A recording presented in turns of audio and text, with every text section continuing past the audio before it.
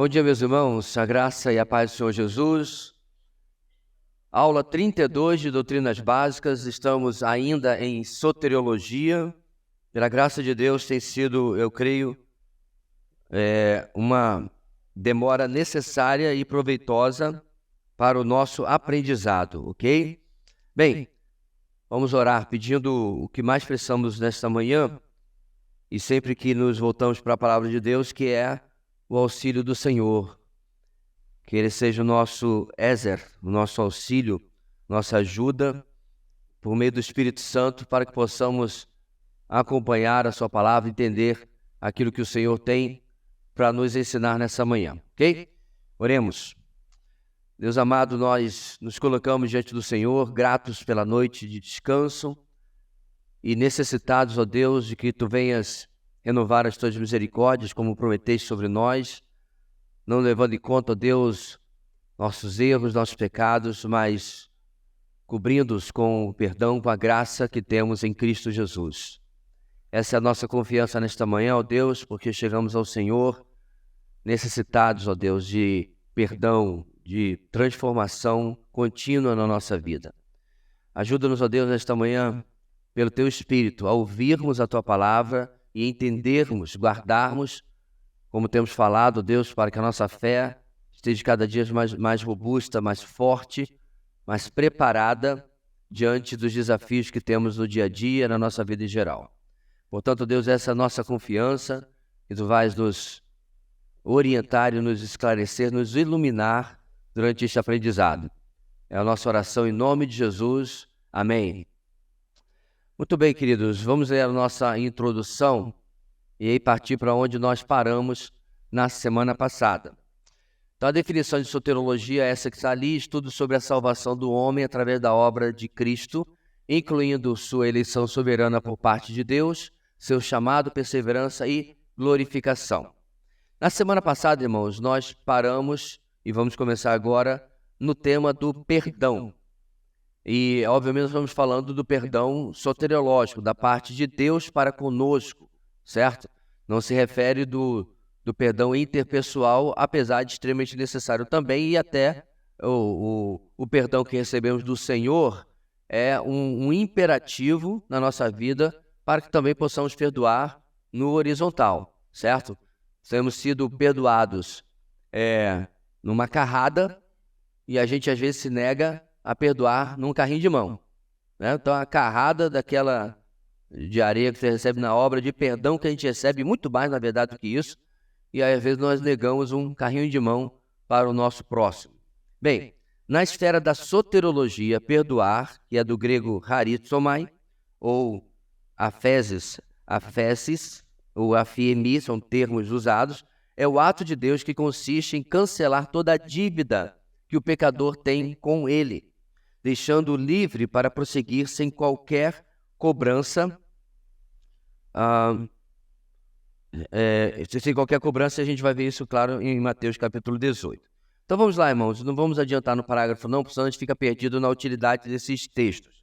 Então, Colossenses 3,12 diz o seguinte: quando vocês estavam mortos em pecados e na incircuncisão da sua carne, Deus os vivificou com Cristo. Ele nos perdoou todas as transgressões. Então eu quero começar, meus irmãos, dizendo que existe uma diferença entre o pecado, a posição de pecador e a nossa atuação como pecadores. E ontem, anteontem, eu tentei convencer um irmão, porque ele colocou lá no grupo dos batistas que é errado nós nos considerarmos miseráveis pecadores, porque ele apelou para a plenitude, a totalidade da obra de Cristo na cruz. Então, o que ele está confundindo, irmãos? Na cabeça dele, uma vez que Cristo nos redimiu da maldição do pecado, e a gente já viu isso, eu não posso mais me considerar pecador. Só que 1 de João fala exatamente o contrário. Se dissermos que não temos pecado, fazemos o quê? De Deus mentiroso. Então, é óbvio, esse é o valor, irmãos, inclusive a marca de uma igreja bíblica, de uma igreja saudável, você conhecer teologia bíblica. Não é pensar um versículo, que para mim é o honesto erro, né, desse irmão. Ele está pensando o versículo e está esquecendo o resto da revelação. Então, sim, na cruz, a nossa posição, o nosso título maior de pecador, condenado, ele é acabou, certo? Nossos pecados que nos condenavam, eles são totalmente pagos na cruz, ok? Mas nós esquecemos, irmãos, que o pecado também tem uma faceta circunstancial, pontual, do dia a dia. Então, é óbvio que eu não tenho mais condenação do pecado, mas o pecado do dia a dia precisa ser tratado, ele precisa ser resolvido, e ele não pode, irmão, ser ignorado. Ele é como uma pequena rachadura. Você vai deixando, daqui a pouco a casa cai, certo? Porque você não tratou algo que geralmente o pecado está apontando, está mais profundo. Uma outra característica do pecado é essa, que geralmente ele é sintomático. Então, por exemplo, se você se vê constantemente perdendo a paciência, você se vê constantemente se irando com circunstâncias e com pessoas, é claro que este é um pecado, mas mais do que apenas dizer, Senhor, me ajuda a ser mais paciente ou me ajuda a não me irar tanto, o mais importante é você, no devocional, no contato com a palavra, na oração, perguntar ao Senhor, o que está acontecendo lá na raiz? Por que eu ajo assim? Porque eu tenho necessidade de explodir com as pessoas, certo? Ou querer as coisas do meu jeito e assim por diante. Então, o pecado circunstancial, ele também é uma oportunidade de mudança, uma oportunidade de transformação na nossa vida, ok? Mas ele não tem poder condenatório sobre a nossa vida. Inclusive, abro ou não abro essa caixa de Pandora?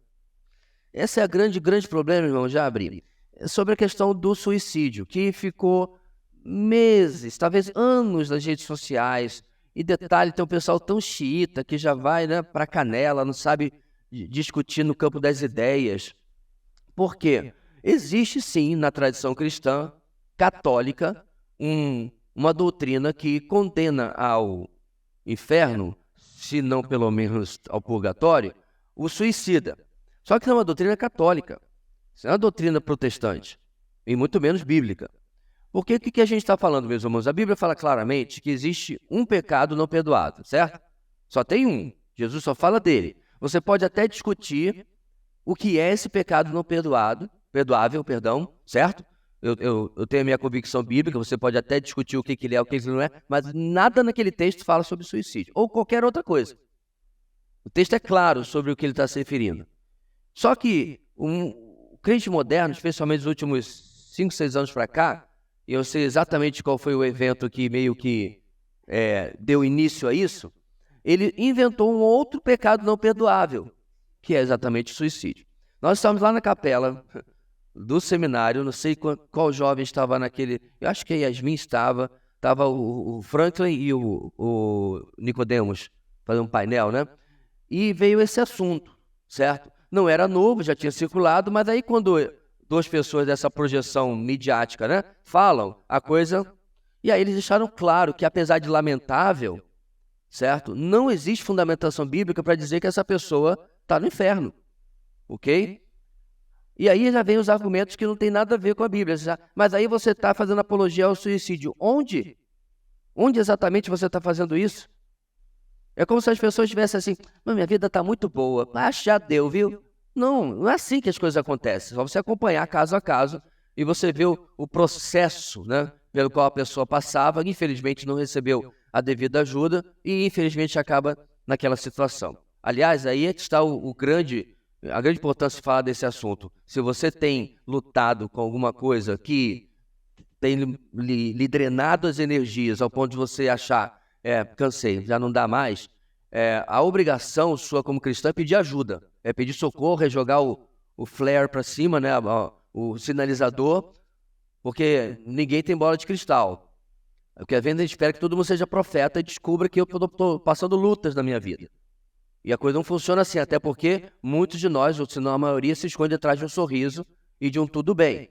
Eu tive um caso na nossa igreja, de um casal 4, 5 anos em luta, e eu perguntava, e meu irmão, como é que tá? Pastor, tudo bem, mas não estava.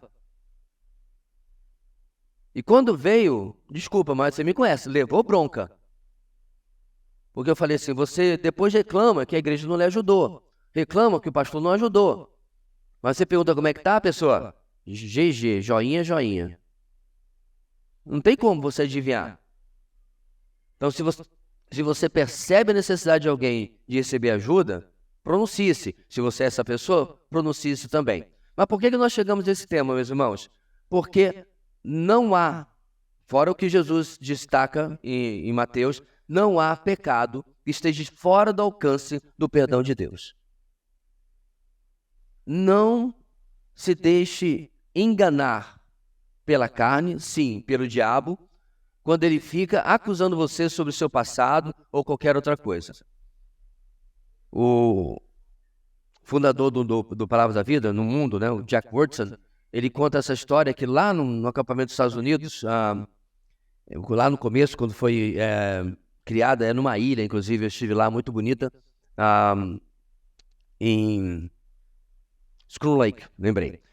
Tinha essa jovem que chegou lá. Essa jovem vinha de um lar desfeito, vinha de uma situação terrível, ela tinha tatuagens de gangue, meio que para se revoltar e tal, já tinha cometido 5, 6 abortos, isso do alto dos seus 17 anos de idade. E é uma situação catastrófica. E ela ouviu ali no acampamento uma mensagem evangelística, uma mensagem de perdão. E aí, na época, era bem menor, né, os eventos. O Jack, esse senhor que já está na glória, eu conheci já perto dos 90 anos, perguntou para ela, porque ela estava sozinha, isolada, o que estava acontecendo, o que ela estava pensando e tal. Aí ela disse assim: achei muito bonito o que o senhor falou, mas para mim não tem jeito. A minha rap sheet, a minha ficha corrida com Deus é muito longa. Então tem gente que acredita realmente que é imperdoável, está fora do alcance do perdão de Deus. E isso não existe, meus irmãos, literalmente não existe. E aquele dia, pela graça de Deus, aquela jovem saiu dali uma nova criatura. Quando o Jack falou para ela assim: mas em Cristo, a sua rap sheet, a sua ficha corrida vai ficar assim, ó, branca, nada. E ele diz a palavra de Deus: lança os nossos pecados no mar do esquecimento.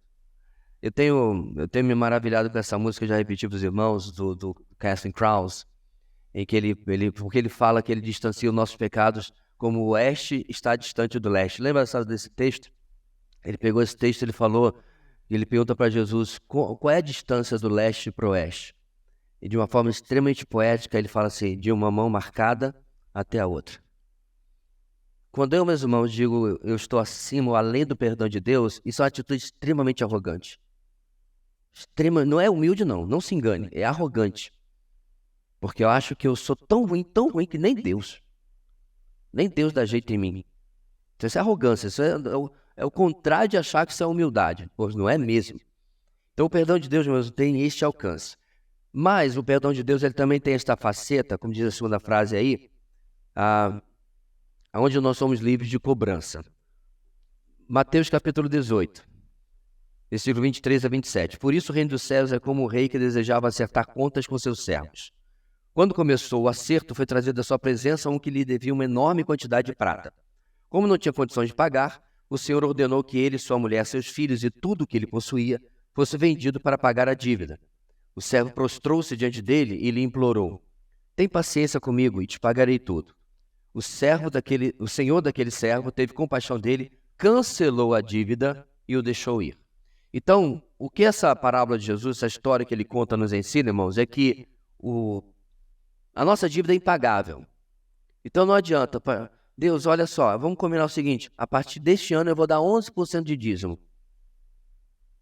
Dê o que você quiser, mas não vai mudar nada. Não, a partir desse ano eu vou trabalhar na igreja. A partir desse ano de 2024, para pagar minha dívida, eu vou ganhar 100 pessoas por ano para Jesus. Todas essas coisas você pode fazer. Vai ser uma maravilha você ganhar 100 pessoas por ano para Jesus, mas nada vai mudar a sua dívida. Ela é impagável. Literalmente, meus irmãos. Se alguém dissesse para você: olha, eu vou parcelar a sua dívida de 100 bilhões, você perguntaria para ele: mas em quantos milênios você vai parcelar essa dívida? Porque fora isso, não, em 60 vezes não mudou nada, continua impagável para mim. Dá mais de 1 bilhão. E não tem como resolver isso. Por isso, essa parábola mostra esse Senhor no papel do nosso Senhor, né? Dizendo: cancelou a dívida e deixou ir. Você sabe que essa história continua, não é verdade? É dessa história que eu mencionei que às vezes nós temos recebido uma carrada do perdão de Deus, mas negamos um carrinho de mão, porque esse mesmo homem que foi perdoado nesse tanto, depois vai negar o perdão para o seu conservo, para aquele que é igual a si e que devia um valor irrisório, dava tranquilamente para ser perdoado, ou mesmo que o outro pudesse ser pago se as condições fossem dadas, certo? Mas isso é mais para frente. No segundo parágrafo, nós lemos o seguinte: esse perdão salvífico é único e ocorre ao tempo da conversão. Nesse aspecto, é diferente do perdão que diversas vezes ao longo da jornada cristã, Deus concede ao crente que confessa seus pecados. Então ele já está aí, repetindo o que falamos agora há pouco, na diferenciação entre o perdão salvífico e o perdão circunstancial. Atos capítulo 10, versículo 43. Todos os profetas dão testemunho dele de que todo o que nele crê recebe o perdão dos pecados mediante o seu nome. Então, no momento da sua conversão, meus irmãos, essa ficha limpa é feita e colocada no seu nome. Então, nós estamos diante de Deus, de Cristo, você também pode colocar, como se nós jamais tivéssemos pecado. Então, é inútil ficar lembrando para ele coisas do passado que já foram perdoadas, porque teologicamente ele vai dizer assim, não sei do que você está falando. Mas também, como nós falamos, existe a esfera do dia a dia, com os erros, pecados, transgressões que nós lidamos. Para tanto, tem o famoso versículo de 1 de João 1,9.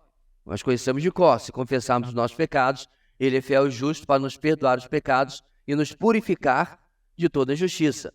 Então, além de decorar esse versículo, irmãos, essa verdade precisa estar presente no nosso dia a dia. É lembrarmos na nossa luta diária. Porque esse velho homem, meus irmãos, ele é meio zumbístico, né? Então, no nosso dia a dia, ele quer sair da cova, ele quer sair da morte e quer se manifestar na nossa vida. Então, a gente precisa compreender, e nisso eu já falei várias vezes, fã do título que o Dave Harvey coloca no livro dele sobre casamento, quando pecadores dizem sim. Porque, na verdade, nós temos que lembrar que em todos os nossos relacionamentos, nós estamos lidando com pecadores. Eu costumo brincar com os casais que estão acompanhando que, eu falo para a moça, né, olha, se você estava procurando um homem que não era pecador, só teve um e ele resolveu não casar. Então, não tem. Infelizmente, não tem. Ele não estava disponível, certo? Ele, inclusive, já estava comprometido com a noiva, né, conosco, então não estava para ninguém, ele não estava no mercado. Então não tem jeito, meus irmãos, só tem, se você quer casar, ótimo, só tem pecador e pecadora para escolher.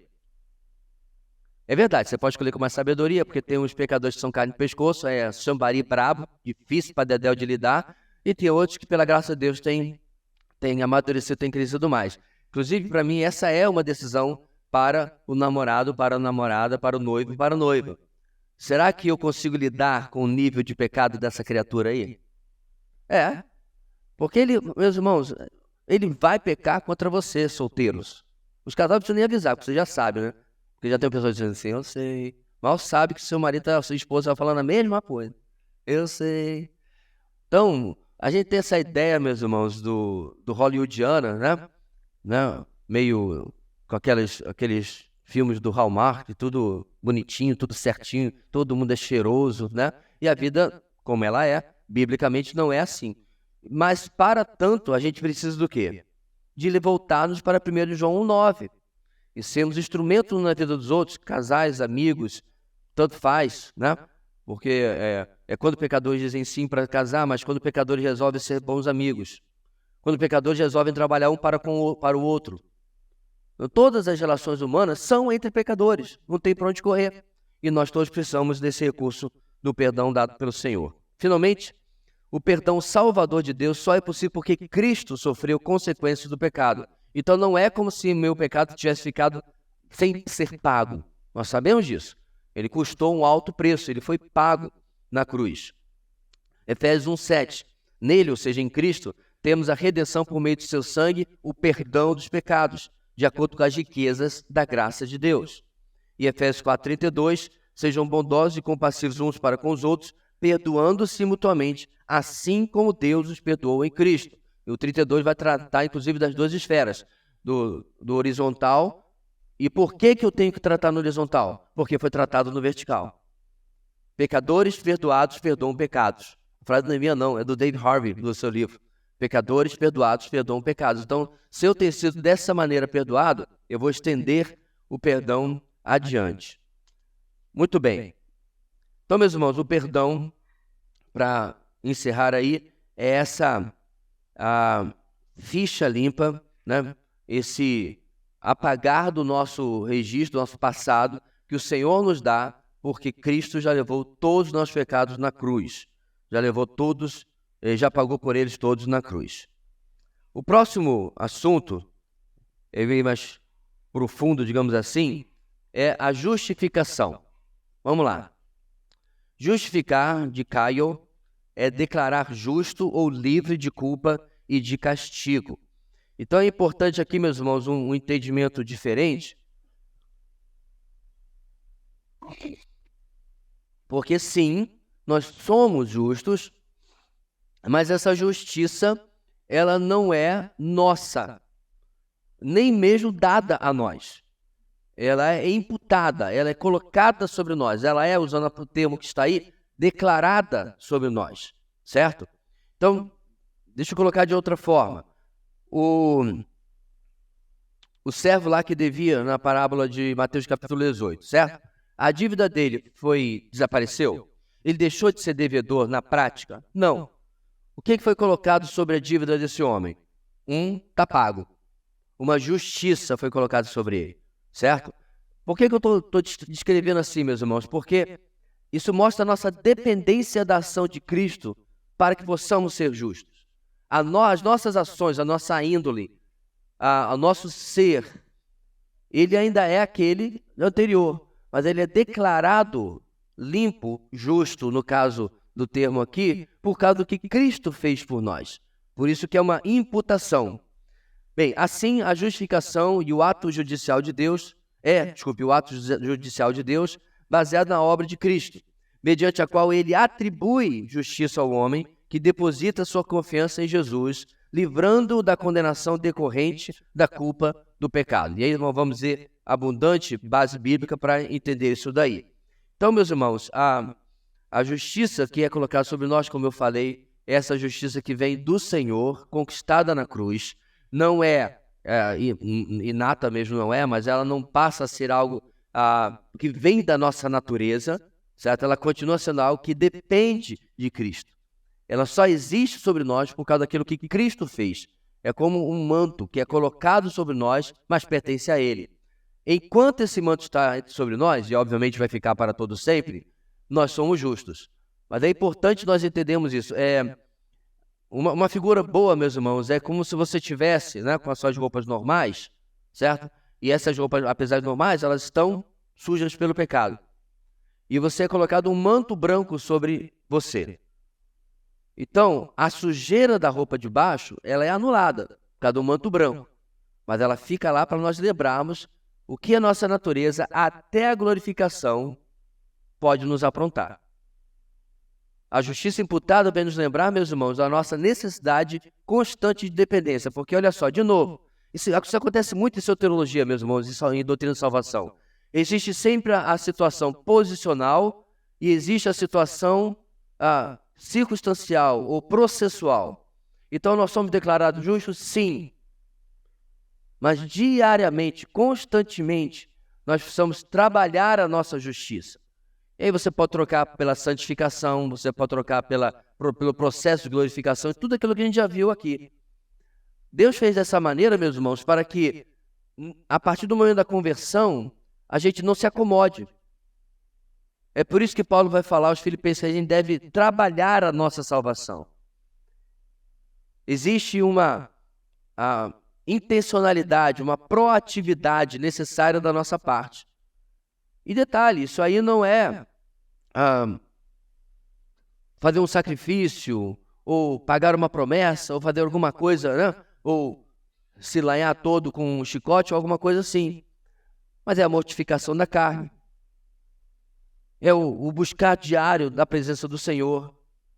Essa necessidade, meus irmãos, de estar ligado direto na videira, em Jesus, para que nós possamos compreender que sem Ele, de fato, como está escrito aí, nós não podemos fazer coisa alguma. Isso foi, eu creio, meus irmãos, uma estratégia, um golpe de mestre, um gol de placa de Deus. Porque, caso contrário, nós seríamos como aquela criança, que você está distribuindo doce, ele pega o doce, às vezes nem fala obrigado e vai embora. Eu já peguei minha salvação, agora eu vou cuidar da minha vida.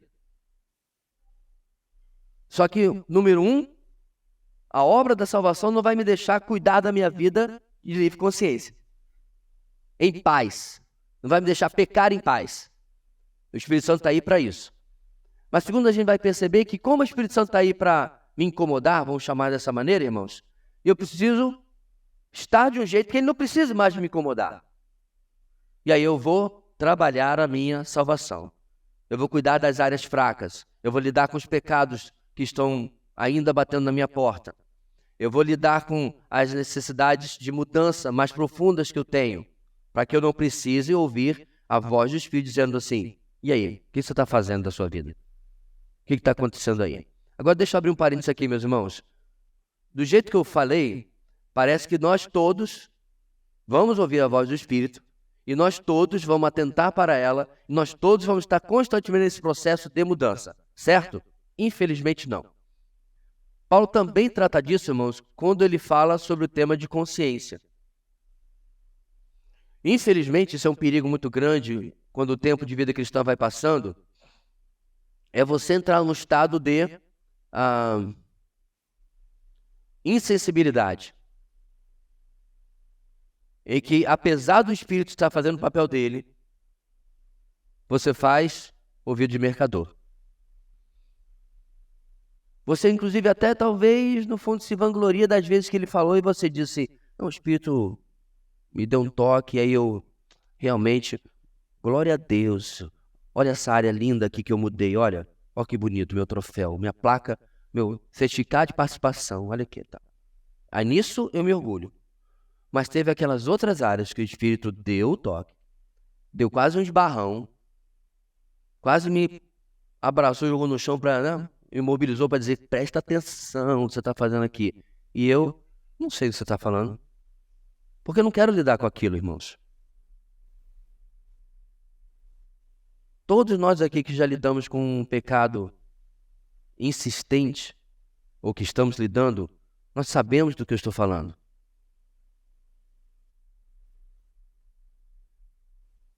Toda vez que eu tenho uma lista de coisas para fazer, irmãos, a minha tendência natural é fazer o mais fácil. É como domingo no parque, né? Você quer fazer exegese desse texto de Isaías aqui, ou já ir adiantando o boletim de domingo. Aqui requer todos os bilhões de neurônios que eu posso dispor. Aqui eu faço quase no automático, porque eu já faço isso há tanto tempo, que é só... Até às vezes eu faço até erro, né? De tão automático que eu faço. Então a gente vai o quê? Para a tarefa de menos resistência. Na vida espiritual é a mesma coisa. Faz a listinha. Faz a listinha da faxina espiritual que você precisa fazer na sua vida. E as coisas mais fáceis, de menos resistência, você... Nossa. Meu Deus. Olha.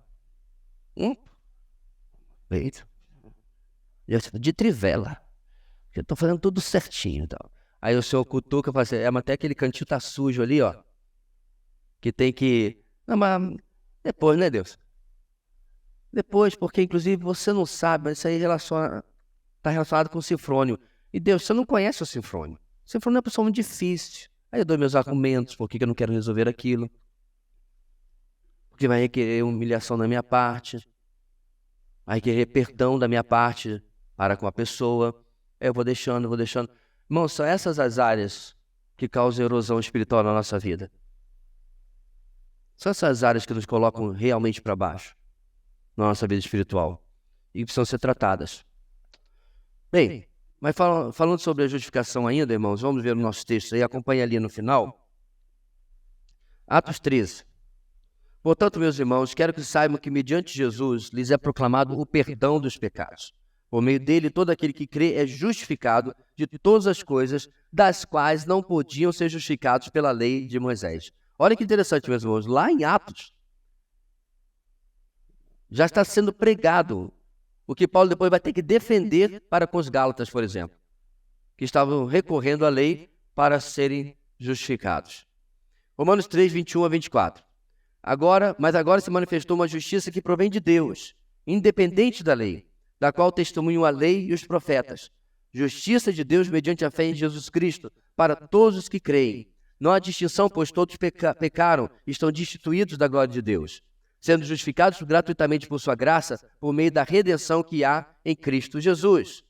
Romanos 5:1. Tendo sido, pois, justificados pela fé, temos paz com Deus, por nosso Senhor Jesus Cristo. Romanos 8:1. Portanto, agora já não há condenação para os que estão em Cristo Jesus. Versículo 30. E aos que predestinou também chamou, os que chamou também justificou. E aos que justificou também glorificou. Versículo 33 e 34. Quem fará alguma acusação contra os escolhidos de Deus? É Deus quem os justifica. Quem os condenará? Foi Cristo Jesus que morreu e mais que ressuscitou, está à direita de Deus e também intercede por nós. Filipenses 3:9. E ser encontrado nele, ou seja, em Cristo, não tendo a minha própria justiça que procede da lei, mas a que vem mediante a fé em Cristo, a justiça que procede de Deus e se baseia na fé.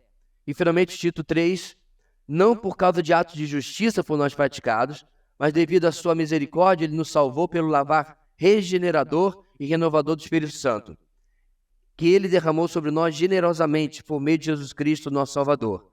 Ele o fez a fim de que, justificados por sua graça, nos tornemos seus herdeiros, tendo a esperança da vida eterna.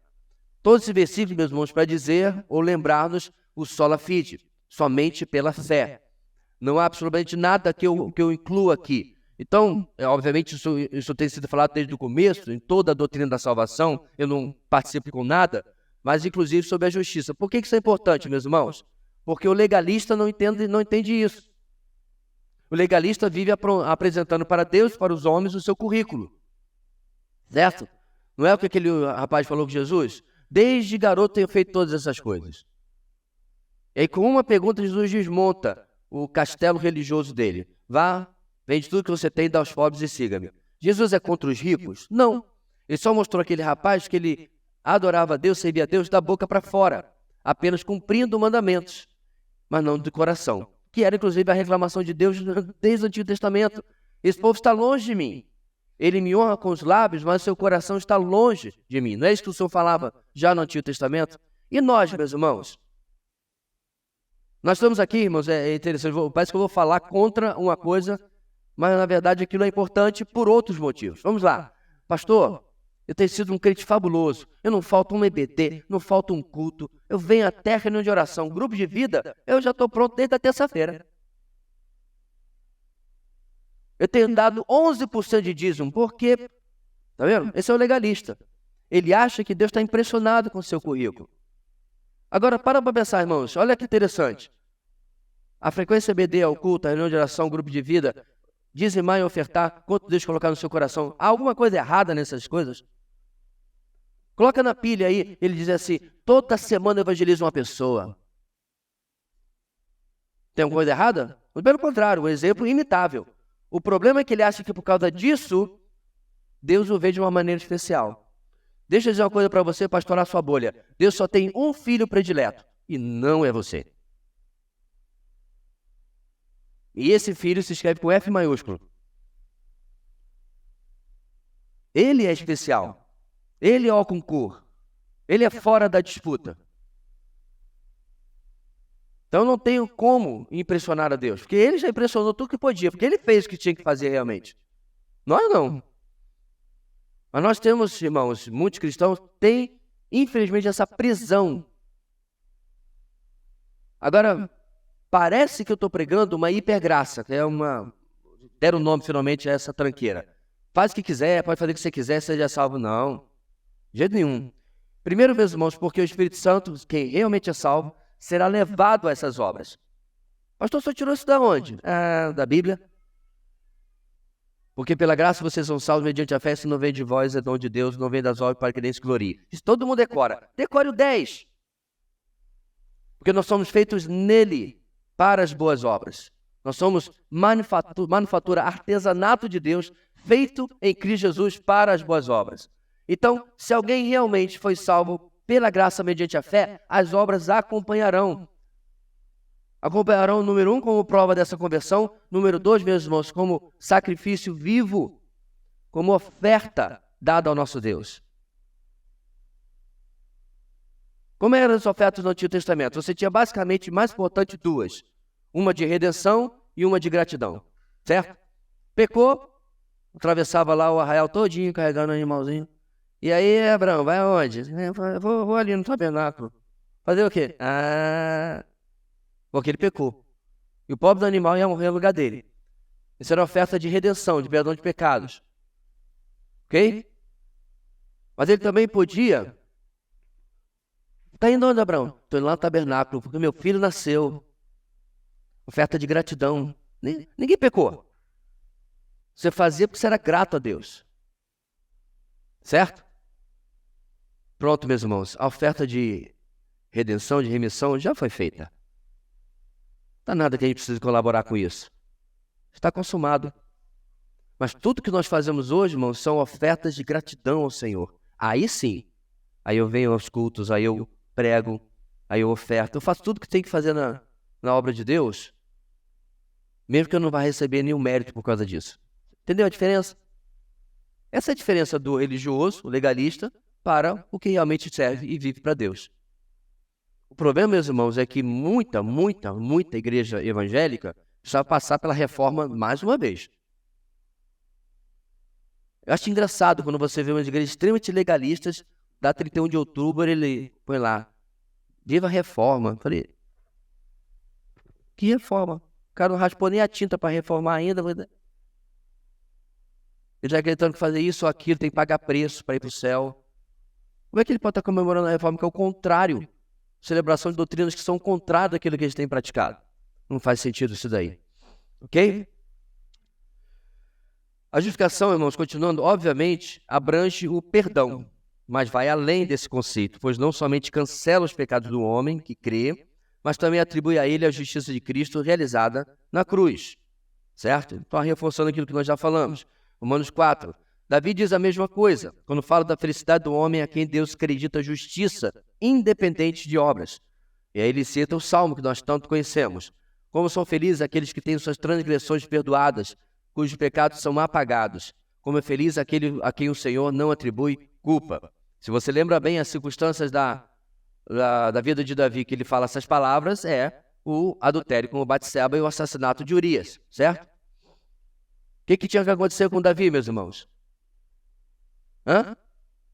Eu morrer. Você acertou. Segundo a lei, ele tinha que morrer. Davi morreu? Não.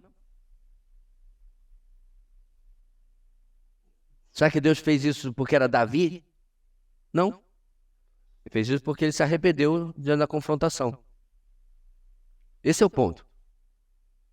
Ele é imputado de justiça por causa da graça de Deus no Antigo Testamento. Diga-se passagem. Romanos 5,18. Consequentemente, assim como uma só transgressão resultou na condenação de todos os homens, assim também um só ato de justiça resultou na justificação que traz vida a todos os homens. É engraçado aí, né, meus irmãos? Olha lá. Todos e todos. Esse todos tem o mesmo significado? Presta atenção. Se quiser abrir, pode abrir. Romanos 5,18. Uma só transgressão resultou na condenação de todos os homens. Quem são esses homens? Toda a humanidade. Certo? Toda a humanidade. Por quê? Porque era da mesma raça desse camarada que pecou aqui, chamado Adão. E a segunda parte diz: um só ato de justiça resultou na justificação que traz vida a todos os homens. E aí? O universalista faz uma festa aqui, porque ele é ruim de exegese. Ele vai dizer, tá vendo só? A justificação é para todo mundo. Salvou todo mundo. Não. Porque se você ler Romanos, você vai ver que Paulo vai argumentar que em Cristo há uma segunda raça, uma nova raça. Não uma raça de branco, preto, pardo, azul, cor-de-rosa, não. A raça de novos nascimentos, certo? Do novo nascido, do nascido de novo. É uma nova espécie. Então hoje, de fato, no planeta Terra, os seres humanos têm duas espécies. Os que estão em Cristo e os que não estão em Cristo. E esses todos que estão em Cristo, a justificação vale para todos eles. Certo? Então veja bem, meus irmãos, aqui não é se Cristo morreu por todos, não. A justificação, então a justificação só existe, ela é aplicada ao ser humano. O que mostra que a justificação foi aplicada apenas àqueles que vão se converter. Certo? Porque a justificação não é uma coisa, deixa eu jogar para todo mundo, vamos ver quem vai pegar. Aí vai pegar só naqueles que aceitaram Jesus. Não. A justificação é clara, nos textos que nós lemos anteriormente, que ela foi feita para o justo, para o salvo, para aquele que se converte. Portanto, ela só foi feita para, no caso de todos, os que vão seguir a Cristo. 2 Coríntios 5:21. Deus tornou pecado por nós aquele que não tinha pecado, para que nele nos tornássemos justiça de Deus. E para o último versículo, irmãos, a justificação é imediata, ou seja, ocorre no exato momento em que o homem passa a ter fé em Cristo. Romanos 4:5. Todavia, aquele que não trabalha, mas confia em Deus, que justifica o ímpio, sua fé lhe é acreditada como justiça. Então ele está se referindo aqui, meus irmãos, que se você fez por onde é esse trabalho aqui, então não é pela fé, é pelos seus méritos. Mas você não fez por onde, você creu, isso lhe é imputado como justiça. Inclusive, nesse contexto, Paulo vai usar o argumento de Abraão, que lá é exatamente onde nós lemos, Abraão creu em Deus, isso lhe foi imputado para a justiça, certo? Então, a ideia da imputação, meus irmãos, é a ideia de ser colocado sobre nós sem nossa participação. Agora, olha que interessante. A doutrina da imputação é uma doutrina dupla, que inclusive está nos textos que nós lemos agora há pouco. O nosso pecado é imputado a Cristo e a justiça dele é imputada a nós. Essa é a doutrina da dupla imputação. Inclusive nós lemos aqui, Deus tornou pecado por nós aquele que não tinha pecado. Então o nosso pecado é colocado sobre ele, ele paga o preço e a justiça ali gerada é colocada sobre nós. É a mesma figura do Antigo Testamento. Levava o animalzinho diante do sacerdote, colocava a mão na cabeça do animal, né? Contava as suas transgressões diante do sacerdote, você era declarado perdoado e o animalzinho, ia para o abate, certo? Só que Hebreus vai nos ensinar que aquilo lá era como se fosse uma penhora, não uma penhora, mas um pagamento temporário, certo? Tá no fiado. E aí quando você chega no Novo Testamento é que o pagamento é concretizado, obviamente, na cruz de Cristo. Ok? Alguma pergunta, meus irmãos, até agora? Uma dúvida, senão a gente vai para o nosso intervalo. Diga, Diego, tem um mic aqui?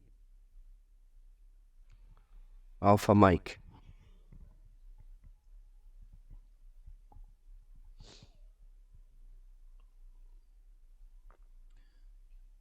A pergunta seria mais relacionada à questão da salvação, Certo. acredito eu, né? Aqui, Judas, no verso 23. A outros salvem, arrebatando-os do fogo. A outros ainda mostra misericórdia com temor, odiando até a roupa contaminada pela carne. Seria acerca dessa salvação aqui que ele está falando. Quando ele fala, salvem, arrebatando-os do fogo. Ele está se referindo à parte humana, a parte que cabe a nós, da salvação, que é pregar o evangelho, certo? O que obviamente cancela aquela discussão quando alguém fala assim, quantas pessoas você ganhou para Cristo? Hoje há, infelizmente, um efeito pêndulo tão grande, porque tem gente que tinha levado isso para esse lado, aí o pessoal vai lá para o outro lado e diz assim, não, você não ganha ninguém para Cristo, quem ganha é o Espírito Santo. Óbvio, a expressão quantos você ganhou para Cristo é equivalente a esse salvou aí. Então, se eu falar assim, olha, está aqui o Sinfrônio, eu poderia dizer aqui eu salvei das trevas?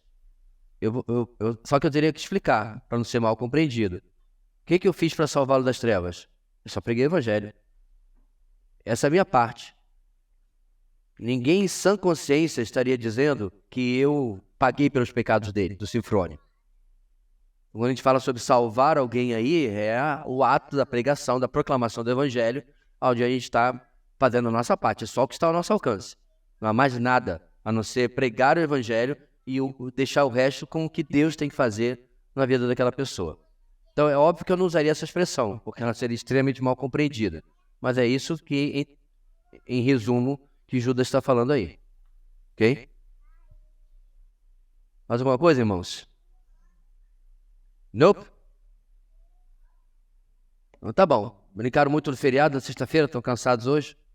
Então tá bom. 5 minutinhos, irmãos. Nosso intervalo, daqui a pouco a gente volta. Seguindo à frente, irmãos, nós vamos agora para reconciliação. Reconciliação.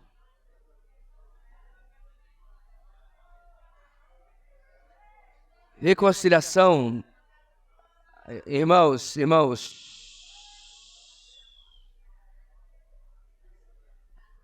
Aleluia. Uma bênção, comunhão, rever os irmãos. Dá abraço, já no abraço, já traz para a cadeira. Reconciliação, irmãos, do grego katalage ou catalasso. É o restabelecimento da paz entre Deus e o homem. Então, mais uma vez, como a gente está falando do perdão, nós não estamos falando de alguma reconciliação horizontal, nós estamos falando apenas vertical. Por causa do pecado, o relacionamento entre ambos foi rompido. Cristo, porém, sofreu em seu corpo pela morte as consequências dessa inimizade. Colossenses 1, 21, 22, aqui consta outro verbo, o verbo apokatistemi, que é restaurar. Agora, quem crê nele é reconciliado com Deus, sendo salvo da sua ira. Assim, a reconciliação ocorre por meio de Cristo e abrange o perdão dos pecados, como a gente viu anteriormente. E aí tem um gráfico muito propício ali, que nos mostra isso, irmãos. Éramos inimigos de Deus. Isso é outra coisa que algumas igrejas mais avançadinhas querem varrer do seu púlpito, da sua pregação, do seu ensino. Ira de Deus, que nós éramos inimigos de Deus, mas é o que a Bíblia literalmente declara, a gente vai ver nos textos bíblicos. Então há essa separação. Com a reconciliação na cruz, nós temos o perdão, certo? E estamos novamente ligados ao Senhor. Vamos ver como a Bíblia fala isso, irmãos. Isaías 59, versículo 2. Que sumiu. Ah, está aqui na próxima página. Mas as suas maldades, ou pecados, em outra tradução, separam vocês do seu Deus. Os seus pecados esconderam de vocês o rosto dele, por isso ele não os ouvirá. Tiago 4,4, na fineza que lhe era característica, diz o seguinte: adúlteros, vocês não sabem que a amizade com o mundo é inimizade com Deus? Quem quer ser amigo do mundo faz-se inimigo de Deus. Então esses púlpitos meio avançadinhos, progressistas, né? Meio Nutella por aí, vão ter que apagar Tiago 4,4, aparentemente. Porque não pode ler esse texto aí, não. E aí, Colossenses 1, 21, 22. Antes, vocês estavam separados de Deus e na mente de vocês eram inimigos, por causa do mau procedimento de vocês. Mas agora, ele os reconciliou pelo corpo físico de Cristo, mediante a morte, para apresentá-los diante dele santos, inculpáveis e livres de qualquer acusação. Eu acho que a melhor figura, ilustração, irmãos, que eu posso lembrar é o que já disse alguém bem melhor do que eu e bem mais forma completa do que eu. Que o pecado criou um cânion, um abismo, né, entre nós e Deus. E Cristo, com a cruz, faz a ponte de ligação entre o homem e Deus. Então é uma figura, uma ilustração que para mim é bem próxima, comunica bastante o que a gente está vendo aqui. João 3,36. O que acontece quando somos reconciliados? Quem crê no Filho tem a vida eterna. Já quem rejeita o Filho não verá a vida, mas a ira de Deus permanece sobre ele. Está aí. Outro termo que o pessoal quer que fique longe dos púlpitos, porque ofende as pessoas, né? Então, é por isso, irmãos, que o outro lá está dizendo que nós não podemos nos ver como miseráveis pecadores. O que é um miserável, irmãos? Destituído, pobre, não tem. Então nós somos miseráveis pecadores porque somos carentes, pobres da graça de Deus. Só isso. Mas o pessoal ficou ofendido hoje em dia, não gosta, né? Romanos 5, 9 a 11. Como agora fomos justificados por seu sangue, muito mais ainda por meio dele seremos salvos da ira de Deus. Se quando éramos inimigos de Deus, fomos reconciliados com ele mediante a morte do seu filho, quanto mais agora, tendo sido reconciliados, seremos salvos por sua vida. Não apenas isso, mas também nos gloriamos em Deus por meio de nosso Senhor Jesus Cristo, mediante quem recebemos agora a reconciliação. Então, irmãos, texto após texto, repetindo e reforçando a mesma verdade. E assim a reconciliação ocorre por meio de Cristo e abrange o perdão dos pecados, segundo Coríntios 5, 18 e 19. Tudo isso provém de Deus, que nos reconciliou consigo mesmo por meio de Cristo e nos deu o ministério de reconciliação. Ou seja, Deus em Cristo estava reconciliando consigo o mundo, não levando em conta os pecados dos homens, e nos confiou a mensagem da reconciliação. Então é isso, meus irmãos, o momento que nós estamos na história. Somos pessoas reconciliadas que agora proclamamos a reconciliação. Nós anunciamos a reconciliação. Inclusive o próximo versículo, que é do próximo slide, mas posso antecipar, ele vai dizer que essa é a razão pela qual nós somos chamados embaixadores de Cristo, como se Deus estivesse fazendo seu apelo por nosso intermédio. Por amor a Cristo, lhe suplicamos, reconciliem-se com Deus. Então, quando você fala de reconciliação, irmão, nós estamos falando do quê? Há um rompimento, né? Tem lá o Zezinho e o Cifrônio, estão brigados um com o outro, aí você conversa, né? Chega a turma do deixa disso e tal, leva em consideração assim, tá, você senta e conversa. Senta e reconcilia. Você traz perdão, você traz acertos e tudo mais. Então, se estamos sendo reconciliados, é óbvio pensarmos o seguinte: estamos rompidos com Deus, éramos inimigos, estávamos de mal. E isso precisa ser, obviamente, consertado, e a cruz conserta isso tudo. Ainda no mesmo tema, reconciliação.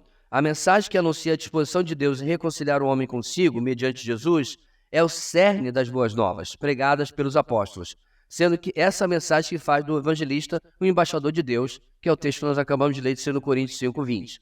Então, meus irmãos, voltando àquilo que a gente já falou em várias aulas, então você vai pregar o evangelho. A sua impressão é que fulano é quase crente e esse aqui só Jesus. Essa é a sua impressão, mas ela não poderia estar mais longe da realidade, porque aqueles que são mais velhos na fé, você já deve ter percebido que aquele que é quase crente passou a vida inteira e nunca se converteu, e aquele que só Jesus na causa, alguém foi lá pregar, porque você ficou com medinho de pregar e ser rejeitado, e a pessoa se converteu na prima. E aí? O que mostra, meus irmãos, que não há nenhuma inclinação natural do homem. Romanos 3, certo? Então essa pessoa quase crente, na verdade, ela teve a bênção, teve a sorte, isso teve uma boa criação.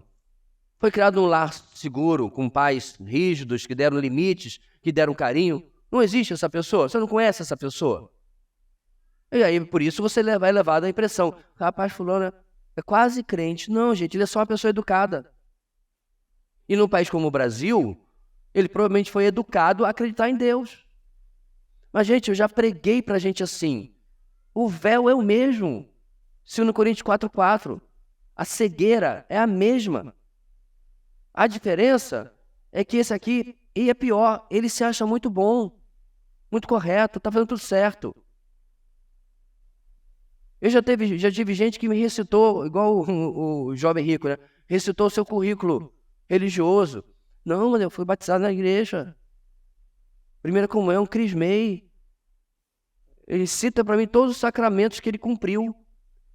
Isso é filho de evangélico, né? Não, eu já fui crente.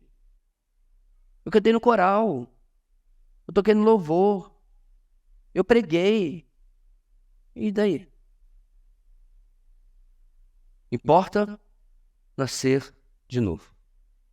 Sem isso, pouco importa se você teve essa vida ou a vida mais devassa possível, pior possível, ou do nada. A única diferença é que nesse caso aqui você provavelmente fez muito pouco mal a alguém. Enquanto que numa vida devassa, provavelmente você deve ter desgraçado a vida de um monte de gente. É verdade, né? Pode ter destruído lares, pode ter enganado pessoas. Então, do ponto de vista social, eu concordo. Esse camarada aqui é complicado. Mas, irmãos, temos isso em mente. Nos dois casos, só Jesus na causa. Sempre é só Jesus na causa. É Ele que vai alcançar as pessoas. Nosso papel é só de embaixador. Segundo parágrafo, a reconciliação que ocorre no momento da conversão é única e definitiva. Tá? Não tem bem me quer, mal me quer com Deus, não. Não tem tô de mal, reconciliou. Tô de mal, reconciliou. Isso é com você, com seu amiguinho lá no playground. Não com Deus. Tá? Porém, há um aspecto da reconciliação que é mais dinâmico e que envolve repetição. Trata-se das situações que o crente vê seu relacionamento com Deus ser abalado por causa do pecado pessoal. Nesses momentos, a orientação bíblica é que o cristão busque, pelo arrependimento e obediência, a restauração da comunhão que foi rompida. Nós já vimos isso em perdão, certo? Ele vai repetir o mesmo texto de cima. Por isso que Paulo está falando para os coríntios, reconciliem-se com Deus. Está falando para uma igreja. Por quê? Ué, você já leu a carta aos coríntios? Os caras eram um nó cego, né? É uma carta que é uma bênção, irmãos, para a gente aprender como não fazer as coisas. Obviamente a gente aprende como fazer certo, mas é uma bênção. A pessoa, se eu não tivesse 2 Coríntios, ou 1 Coríntios especialmente, mas 2 também, na Bíblia, tem essa coisa que nós vamos, quando a gente vai pregar, irmãos, que a gente pergunta assim, se tal livro não estivesse no cânon, qual falta que ele faria? 1 Coríntios, eu sei exatamente. A gente não aprenderia sobre um monte de temas, sobre panelinha na igreja, sobre ceia, sobre casamento, sobre jogo desigual. E aí? Um monte de coisas que a gente não tem em outros lugares do cânon. As tranqueiras de 1 Coríntios servem, que é uma maravilha. Mas, por causa disso, Paulo vira para eles e diz assim, reconcilie-se com Deus, essa igreja está brigada com o Senhor. Lá em Apocalipse 2 e 3, nós vemos várias igrejas que precisavam também de reconciliar-se com o Senhor. E o Senhor fala, arrependam-se. Porque eu tenho julgado as obras de vocês e a coisa não está bonita. Para uma delas, você sabe muito bem, Jesus diz, eis que estou à porta e bato. Não é um versículo evangelístico. Esse versículo nunca foi evangelístico. Pastor, mentiram para mim a vida inteira. Pois é. Porque alguém falou, outro acreditou, levou para frente e acabou. Leia o texto. Jesus está falando com uma igreja rebelde, uma igreja errada. Uma igreja está tão errada que, metaforicamente, Jesus está do lado de fora. Porque a coisa do lado de dentro está feia. Ele diz, eis que estou à porta aí, bato. A igreja vai me deixar entrar ou não? Já pensou? Nós nos desviarmos tanto, irmãos, da palavra de Deus, que o próprio Senhor não tem mais comunhão conosco. Eu espero, obviamente, isso ano passado, que essa igreja tenha ouvido essa carta e tenha se arrependido, né? E o mesmo sirva para cada um de nós. Muito bem. Isso é reconciliação. Acho que a gente vai conseguir chegar só mais um pouquinho adiante hoje, irmãos. E agora a gente vai falar sobre adoção. Certo? O termo adoção, huiothesia, é usado... Ali tá, aquele última letra da palavra grega ali não existe não. Ali é um N, um nu. É só até o A, o alfa. É usado para descrever a posição que o crente ocupa diante de Deus, desfrutando dos direitos e privilégios de filho. Então é óbvio, meus irmãos, que adoção é adoção, a gente sabe o que é, porque existe até o dia de hoje. A diferença interessante é nós aprofundarmos o que era adoção no tempo bíblico, no tempo do Novo Testamento, e o que é hoje, certo? Bem, hoje eu não sei exatamente quais são todos os trâmites que você tem que fazer, tenho acompanhado alguns casais que já adotaram, né? Tinha um colega aqui que estava na fila da adoção lá em Manaus, teve que regressar, graças a Deus já está, inclusive, com o seu garotão lá, e detalhe, né? Tem um período probatório, tem um período de teste, que eu não sei exatamente quanto tempo é, e assim por diante, então tem leis modernas. Então não pode pegar essas leis de hoje, dizer assim, vamos ver aqui como é que funciona a doutrina da adoção, né? Não. Porque 2000 anos atrás, tais leis não existiam. Na cultura greco-romana, meus irmãos, inclusive, uma coisa que me chama a atenção é que você não podia desfiliar, mas como é que é o termo que se fala, meus irmãos, quando você abandona um filho? Desertar, isso. Deserdar um filho adotado. Olha que interessante. Ele era mais protegido do que o filho biológico. Exatamente porque ele já veio de uma situação de orfanidade, né? Ele precisa ser acolhido. Então a lei do império diz, você vai adotar, beleza, é para a vida, amigo. Acabou, não tem como voltar. Isso para nós é tremendo, porque Paulo está com isso na sua cabeça, ele está pensando assim, quando nós somos adotados em Cristo por Deus, é para a vida toda. É mais um detalhe, irmãos, eu sei, é um detalhe que você precisa conhecer a cultura extra-bíblico, né? Que reforça a perseverança dos santos, certo? Então não é, eu sou filho, ai, assisti televisão, ai, não sou filho. Ai, voltei, perdi perdão, sou filho de novo. Ah, joguei bola, ah, não sou filho mais. Não ria, tem igreja que crê nisso. Cria uma lista, lembra do legalismo que eu falei? Uma lista do pode ou não pode. Camarada pisou, coloriu fora das linhas, perdeu a salvação. Claro, algumas são um pouco mais sérias, né? Quando estava bem, aí aconteceu alguma coisa, saiu da igreja, né? Aí, perdeu a salvação. Mas sérias eu digo assim, pelo menos procuram razões mais graves. E aí um dia veio convidado, né, por alguém, aí fez o apelo, o Lucas tocou uma música em tom menor, a pessoa veio chorando, né? Maquiagem toda borrada. Aí, tá salvo de novo. Esse livro da vida desse pessoal tá todo borrado. É um tal de apaga, escreve, apaga, escreve, apaga. Tomara que não esteja usando aquela borracha azul e vermelha que a gente tinha antigamente, né? Aquilo só da Mercur, porque só faz destruir o papel, porque apagar a caneta mesmo nunca apagou. Brincadeira essa parte, meus irmãos, não funciona assim, né? Mas a gente já viu isso mais cedo. Oi? As crianças não sabem a referência, né? É uma caneta do mal, ou desculpe, a borracha do mal, porque prometia uma coisa, aí só via destruindo o nosso caderno porque não apagava coisa nenhuma de caneta, porque não apaga a caneta. Caneta é caneta, não tem pra onde, né? Não tem pra onde correr. Eu tinha uma professora que fazia questão que a gente copiasse caneta. Aí eu copiava lápis, depois cobria com a caneta para satisfazer a professora, mas para que eu não tivesse meu caderno borrado, né? Eu era meio chatinho com as coisas assim. Bem, era. Então, vamos para o privilégio de filho, né? Tá lá. Segundo parágrafo, irmãos. Por causa da adoção, o cristão deixa de ser como um escravo que vive debaixo do medo e começa a participar de um relacionamento com o Senhor, marcado por intimidade e segurança. Também pela adoção, o homem se vê livre do jugo escravizante da lei e entra para a condição de herdeiro de Deus. Vamos ver o nosso texto, irmãos, para não perder o fio da meada, depois de ver o último parágrafo. Romanos 8, 15. Pois vocês não receberam um espírito que os escravize para novamente temerem, mas receberam o espírito que os adota como filhos, por meio do qual clamamos, Abba, Pai. Gálatas 4, a fim de redimir os que estavam sob a lei, para que recebêssemos a adoção de filhos. E porque vocês são filhos, Deus enviou o Espírito do seu Filho ao coração de vocês, e ele clama, Abba, Pai. Romanos 8,17. Se somos filhos, então somos herdeiros, herdeiros de Deus e co-herdeiros com Cristo. Se de fato participamos dos seus sofrimentos, para que também participemos da sua glória. E finalmente, Gálatas 4,7. Assim você já não é mais escravo, mas filho, e por ser filho, Deus também o tornou herdeiro. Existe um cântico, irmãos, que meio que caiu de moda cantar, que dizia, tudo que Jesus conquistou na cruz é direito nosso, é nossa herança. A música não está errada. Só que Jesus conquistou na cruz muito mais do que aquilo que é o nosso direito, é nossa herança. Então, ela não está errada, ela apenas está perigosamente comunicando uma coisa que eu espero que as pessoas não vão até aí, certo? Porque, por exemplo, na cruz Jesus conquistou o direito de ter o nome que é acima de todo nome. E ao nome de Jesus, todo joelho se dobrará e toda língua confessará que Ele é Senhor. Elas não vão fazer a mesma coisa sobre o meu nome. Então isso não é meu direito, não é minha herança. Então a música é, né, um pouquinho complicada nesse lado.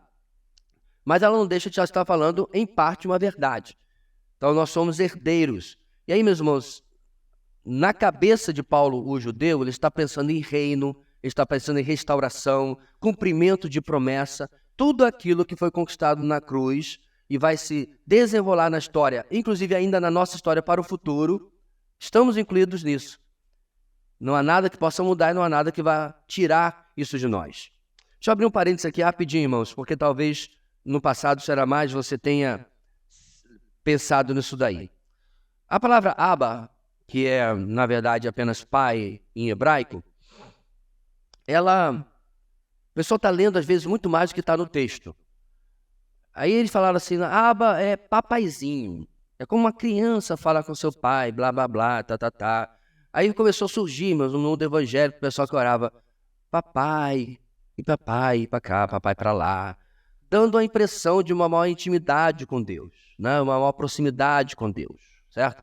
Aí eu pergunto, eu só tinha intimidade com o seu Xavier quando eu chamava de papaizinho, papai, papá, papá, papá, blá, blá, blá, quando eu era pequenininho? Hoje eu não tenho mais, hoje ele é um estranho, hoje ele é Senhor Xavier, agora eu tô do lado de cá. Mudou?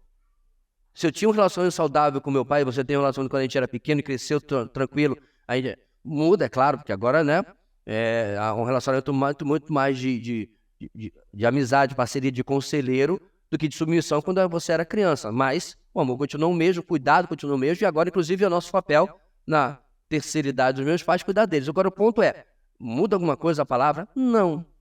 Absolutamente não. Então, esse pessoal, meus irmãos, gosta de achar, né? É o pessoal do Rema, que fica inventando significado para a palavra grega. Nada disso existe. O que importa é eles perdem o que mais importa. Não éramos filhos, mas agora fomos adotados em Cristo. É isso que o texto está falando. Ficar procurando o significado místico mais íntimo na palavra Abba é perda de tempo, certo? Então, tinha um colega que ele orava assim, papai, bom dia, na oração. E, meus irmãos, tem uma raça que não presta seminarista. Não tinha como a gente não cair em cima dele, né? Aí, bom dia, papai. Eu sei que a gente tinha uma brincada com ele assim. Porque, irmãos, por que você precisa ser esquisito, né? Tem que ir lá no seu quarto, né, fazer suas esquisitices, tá? Mas às vezes você está no meio da congregação, no meio do povo, você gosta de fazer as coisas. Parece, sinceramente, mesmo, uma necessidade de dizer assim, olha como eu faço melhor. Olha como eu faço diferente. Olha como eu e Deus somos, ó, assim, ó. Não vejo necessidade de tal demonstração. E detalhe, isso nem necessariamente expressa a realidade. Porque só porque eu estou usando um termo mais afetivo, eu sou mais próximo de Deus? E a minha avó, por exemplo, que chamava o Senhor de Senhor Deus, eu conheço um irmão que ele jamais eu ouvi falar Jesus. É sempre Senhor Jesus. Ok. Então ele é formal e distante de Deus, mas eu, né, chamo Jesus de brother. E Deus de papai. Nossa, como pastor espiritual, olha só. Olha a intimidade dele. Não quero ser como pastor espiritual tão próximo de Deus. Irmãos, menos, né? O evangelho gosta de uma novidade. Tanto é que caiu. Faz tempo que não se ouve isso. Mas às vezes quando alguém ressuscita essas manias, né? Então é bom a gente deixar as coisas bem claras. Intimidade com Deus, meus irmãos, é vida transformada. Intimidade com Deus é perdão liberado. É vida que proclama. Isso é intimidade com Deus. Você quer ver alguém espiritual? Você vê alguém que tem autocontrole, que mortifica a carne. É isso que a gente precisa ser. E não demonstrações vazias exteriores de espiritualidade. Ok? Último, a adoção é garantida na predestinação feita pelo Pai. É efetivada na conversão ao Filho e é testificada no coração pelo Espírito Santo. Toda a trindade envolvida. Vamos lá. Garantida na predestinação pelo Pai. Efésios 1:5. Em amor, nos predestinou para sermos adotados como filhos por meio de Jesus Cristo, conforme o bom propósito da sua vontade. Como vimos lá na aula de predestinação, a predestinação é para quê? E para quê, nesse caso? Para a adoção de filhos, certo? Pelo Pai. Efetiva na conversão ao Filho. João 1:12. Contudo, aos que o receberam, aos que creram em seu nome, nome de Cristo, deu-lhes o direito de se tornarem filhos de Deus, certo? Então, no momento da conversão, há também a adoção. Na verdade, no momento da conversão, há uma enxurrada de coisas que a gente viu em soteriologia. Não é isso? Tudo acontece num micro-nano parsec de segundo ali. É rápido. Não tem um processo nesse ponto. É tudo imediato. Bem, e é testificado no coração pelo Espírito, Romanos 8:16, o próprio Espírito testemunha ao nosso Espírito que somos filhos de Deus, ou seja, que fomos adotados como filhos. Toda a trindade envolvida aí na adoção. Meus irmãos, inclusive, um livro muito bom, eu conheci há pouco tempo atrás, de um casal, amigo nosso, pastor e esposa. Eles adotaram 2 irmãos, né? Meninos lindos, coisa mais fofa. e eles não têm nenhuma dificuldade de conceber, mas eles resolveram adotar primeiro e posteriormente vão buscar, se Deus permitir, ter um filho, né? E ele falou desse livro que fala exatamente sobre como a teologia bíblica da adoção deveria influenciar cristãos para a adoção. O brasileiro, meus irmãos, ele ainda está bem longe disso, mas eu creio que os irmãos concordam como que nos Estados Unidos isso é extremamente muito mais comum. Eu conheço inúmeros casais americanos que têm filhos adotados, muito mais do que eu conheço casais brasileiros. Aí eu pergunto, tem menos órfão no Brasil? Claro que não. O processo é complicado, a justiça dificulta, isso é verdade, mas na prática hoje, tem mais casais procurando adoção do que crianças disponíveis. Olha que interessante. É que, obviamente, tem que tomar cuidado, eu concordo, mas isso tem acontecido tanto nos Estados Unidos, segundo os dados desse livro, que muitos americanos têm procurado em países do terceiro mundo, e inclusive na China, que não é necessariamente terceiro mundo, mas tem gente adoidado, né, para adoção. Então, é uma coisa que eu queria, meus irmãos, ventilar aqui, aproveitando uma aplicação mesmo que secundária à nossa matéria, que isso não é algo que deveria estar longe do pensamento, do planejamento dos irmãos da nossa igreja, certo?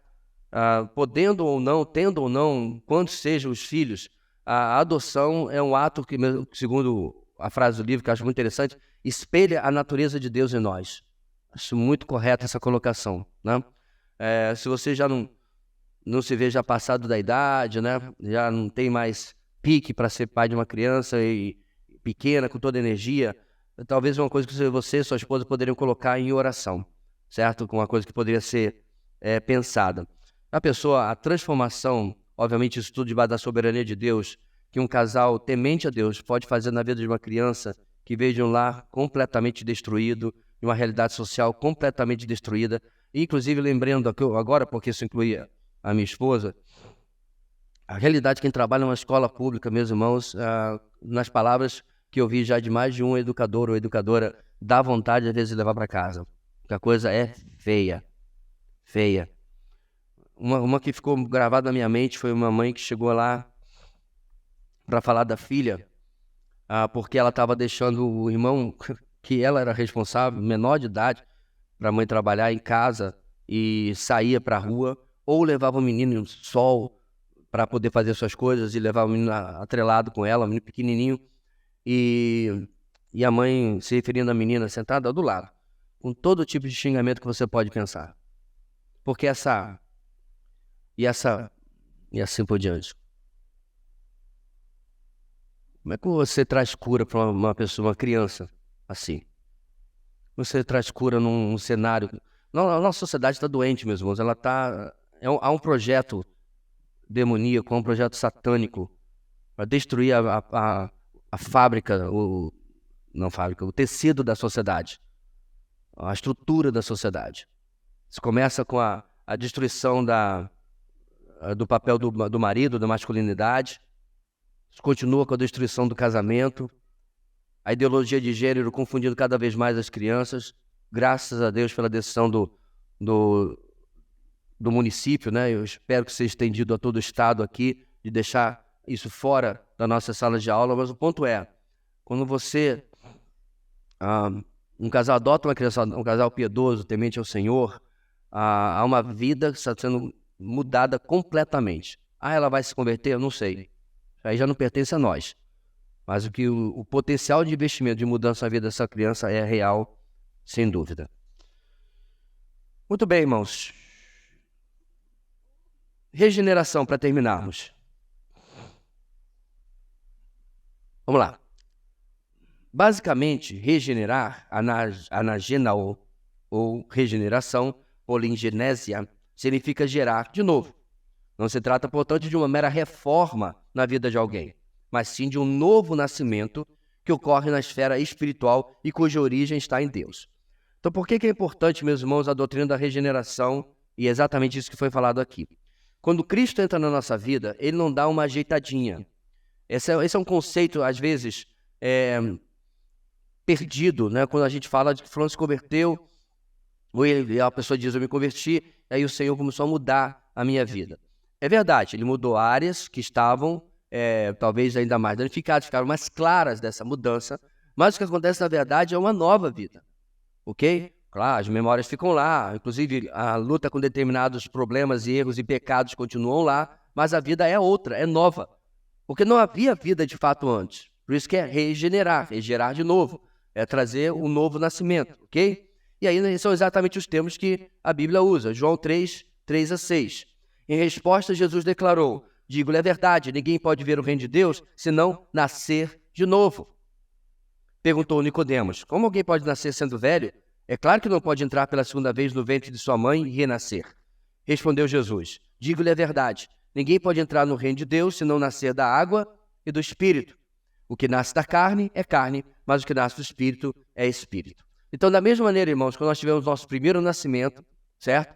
Físico, material, corporal, nós temos o segundo nascimento, ou essa regeneração que ocorre nesse momento. 1 de Pedro 1, 3 e 23. Bendito seja o Deus e Pai de nosso Senhor Jesus Cristo, conforme a sua grande misericórdia, Ele nos regenerou para uma esperança viva, por meio da ressurreição de Jesus Cristo dentre os mortos. 23. Vocês foram regenerados, não de uma semente perecível, mas imperecível, por meio da palavra de Deus, viva e permanente. E finalmente, 1 de João 3, 9. Todo aquele que é nascido de Deus, ou seja, que é regenerado, não pratica o pecado, porque a semente de Deus permanece nele. Ele não pode estar no pecado porque é nascido de Deus.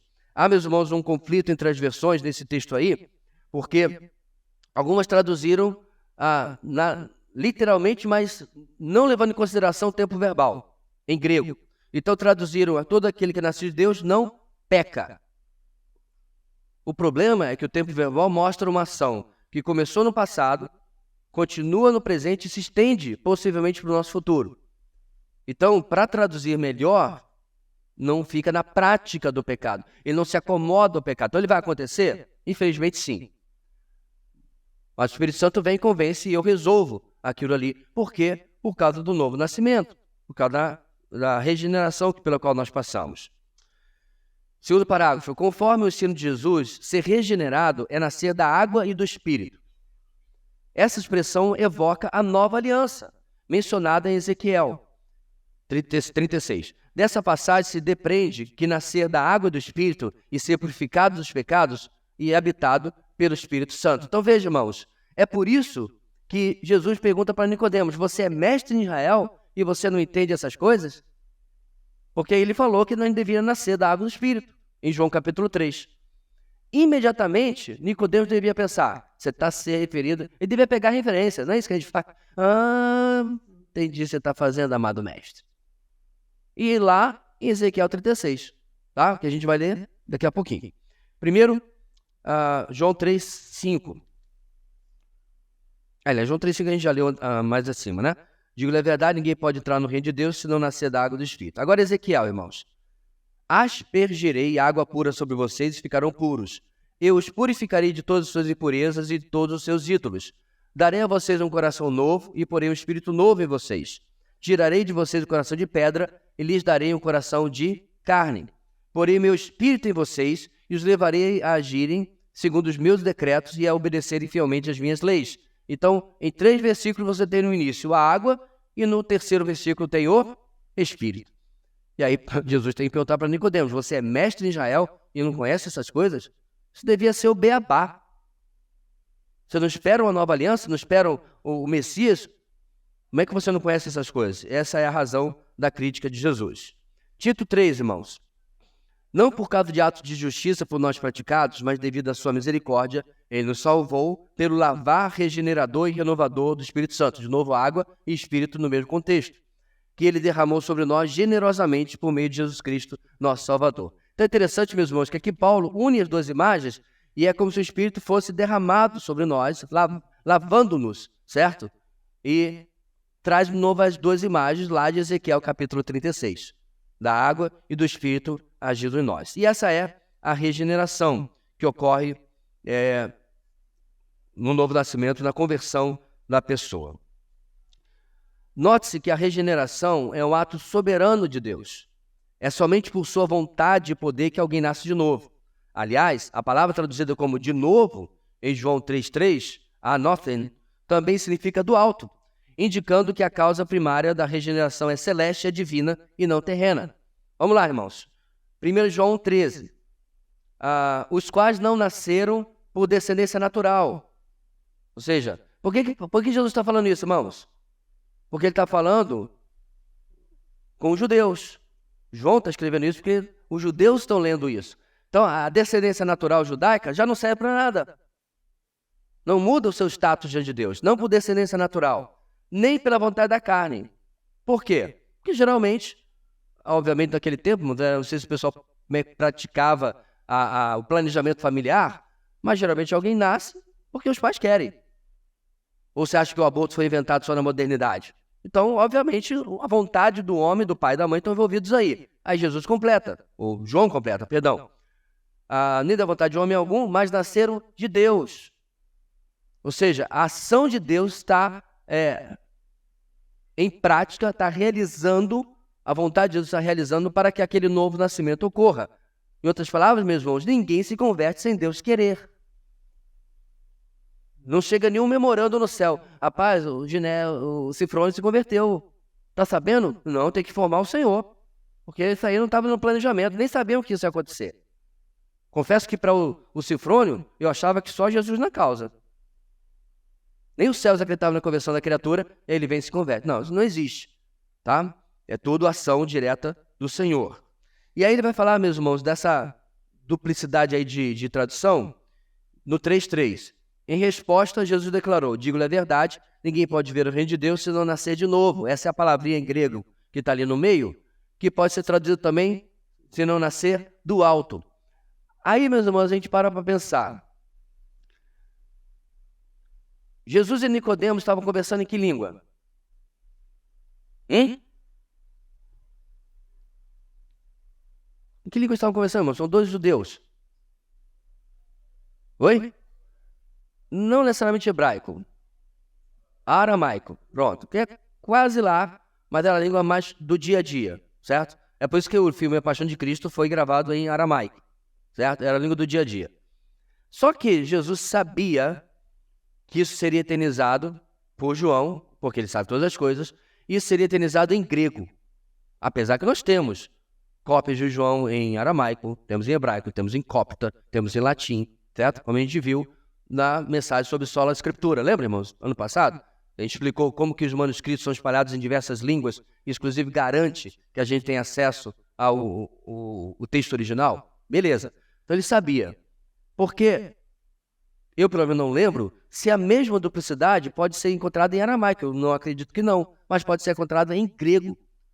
Porque da mesma maneira que a palavra pode ser traduzida nasceu de novo, pode ser traduzida também nasceu do alto. Então, meus irmãos, a minha inclinação é acreditar que o Senhor Jesus fez isso de propósito, para dar essa dupla significância, certo? Para que a gente pudesse entender a dimensão que a regeneração é um nascer de novo, mas também é um nascer do alto. É divino, é celeste, como diz aqui no texto e também dizia anteriormente em João capítulo 1. Ok?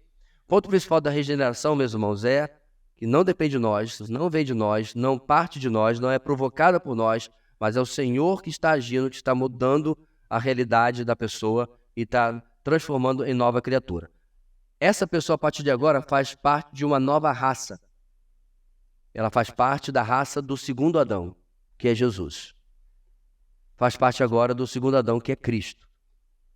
Então, em Cristo, ele inaugura uma nova raça, e cada cristão que se converte, cada ser humano que se converte passa a ser cristão, ele faz parte dessa raça a partir de agora. E é isso, meus irmãos. Nós vamos até aqui encerrar a semana que vem e já passar para a próxima doutrina. Alguma pergunta, irmãos, antes de nós encerrarmos a nossa aula? Então, hoje tem várias opções. Ou os irmãos estão muito cansados, ou eu expliquei muito bem, ou os irmãos já sabiam de tudo. Diga, Adson, leva lá o mic, por favor.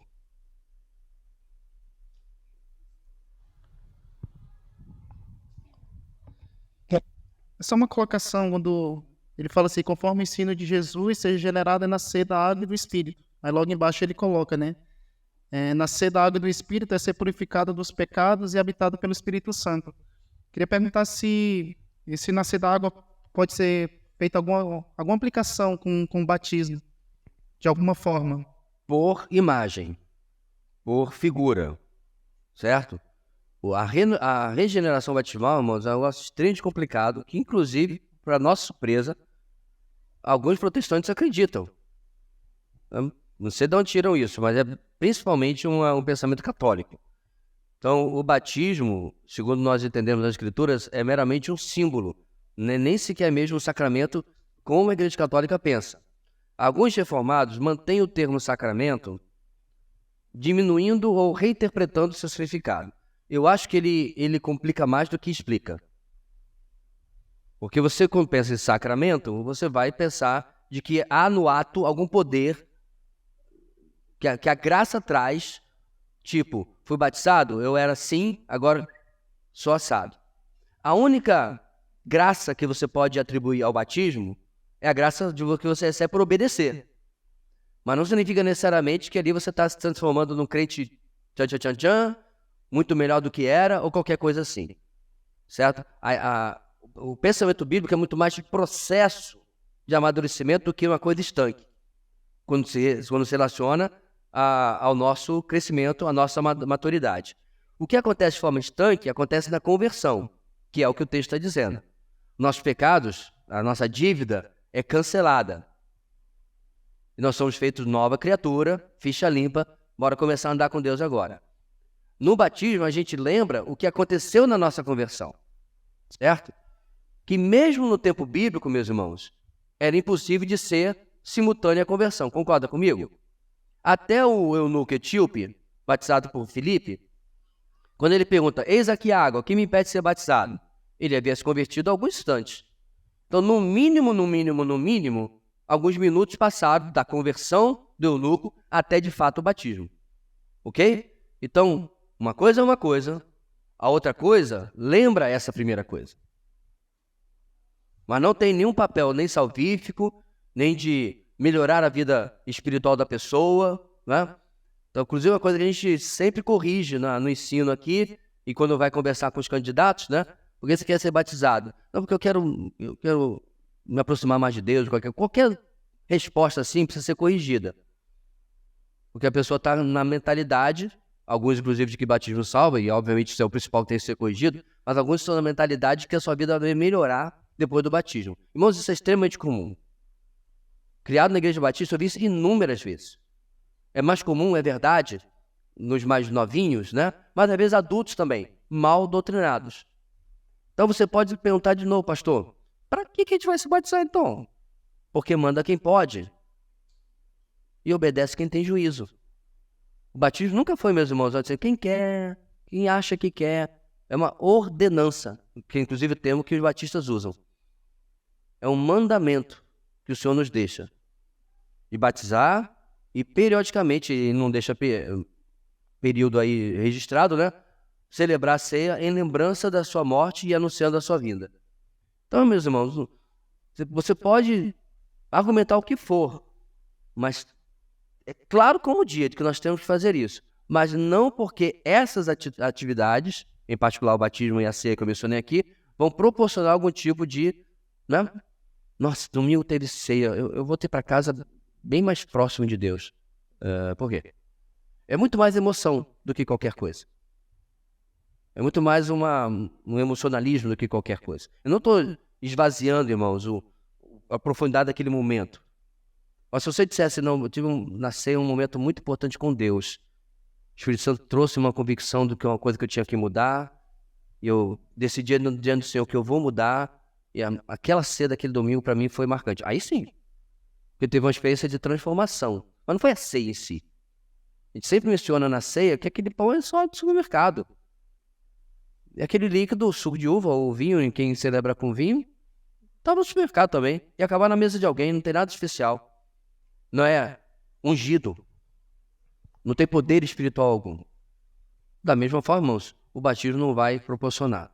Eu me lembro que uma vez alguém testemunhou de uma pessoa que foi curada durante um batismo. E aí eu vi os comentários, aí eu falei assim, vamos lá. Falei, irmãos, que bênção. Que bênção, porque a irmãzinha estava doente, agora não está mais, glória a Deus. Mas isso não tem absolutamente nada a ver com o batismo. Nada. Aprove a Deus realizar aquela cura em meio ao batismo. Como o evangélico, meus irmãos, gosta de criar coisas que, né, é fantástico e tal. No mínimo, nunca mais trocar aquela água ali, né? Porque a água que a irmã foi curada, vamos guardar aqui, vamos agora engarrafar. Eu não duvido de nada. Nada, nada, nada. Porque o pessoal inventa coisa que não está na Bíblia. Ok? Certinho? Mais alguém, irmãos? Não? Não estão com fome, né? Então tá bom. Vamos colocar de pé, meus amados, e vamos orar, agradecendo ao Senhor por esse conteúdo rico, profundo, maravilhoso, que a palavra de Deus nos traz, que nós temos, graças a Deus, acesso livremente. Deus querido, muito obrigado, que a teologia saudável que o Senhor tem nos dado, Deus, possa transformar em nossas vidas uma vida saudável, produtiva, uma vida que busca servir ao Senhor em profundidade e também, ó Deus, proclamar ao mundo o Deus que nós temos conhecido. Dá-nos, ó Deus, uma tarde de descanso e à noite possamos estar aqui para louvar e engrandecer o Teu nome. É a nossa oração em o nome de Jesus. Amém. Graça e paz da parte do nosso Senhor e Salvador Jesus Cristo. Amém. Queridos, não vá embora, por favor, sem levar o seu devocional, certo? Procure os irmãos da livraria. Hugo, dá uma força lá, que acho que a Sângela não está aí. Para que